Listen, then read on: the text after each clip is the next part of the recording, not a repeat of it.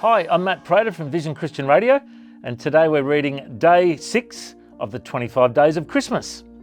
Timing is everything, from Galatians 4 verse 4.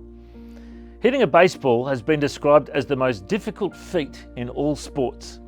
I played baseball in high school, and I believe it.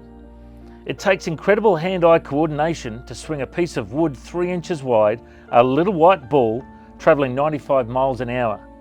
If you manage to connect ball to bat, a difference in timing of 100th of a second can determine whether a hit will be a foul ball or a 400-foot home run. Timing is everything in baseball. Have you ever wondered about the timing of Christmas? Why was Jesus born when he was? Why didn't he come much earlier?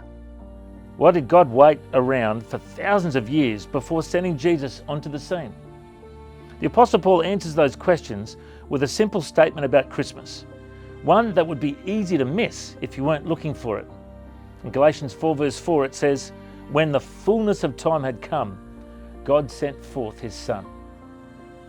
The phrase fullness of time comes from a Greek expression loaded with meaning.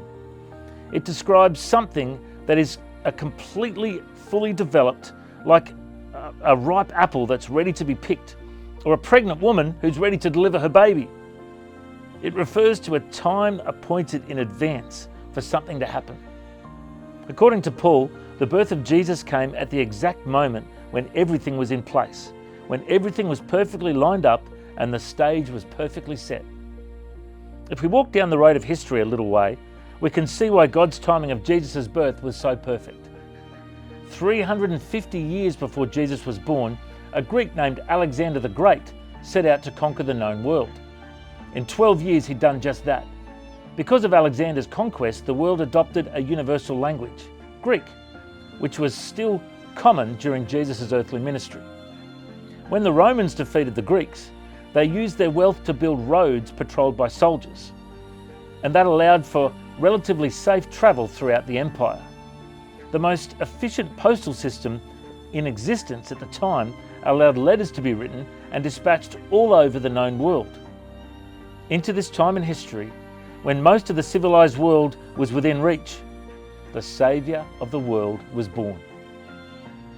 The time was just right for the good news of the Messiah to spread like wildfire. Less than a generation after Jesus' crucifixion, the early disciples had carried his story to every country in the Roman Empire. Within 3 centuries, Christianity was the official religion of the empire. In the fullness of time, God sent his Son to a world desperate for a Saviour.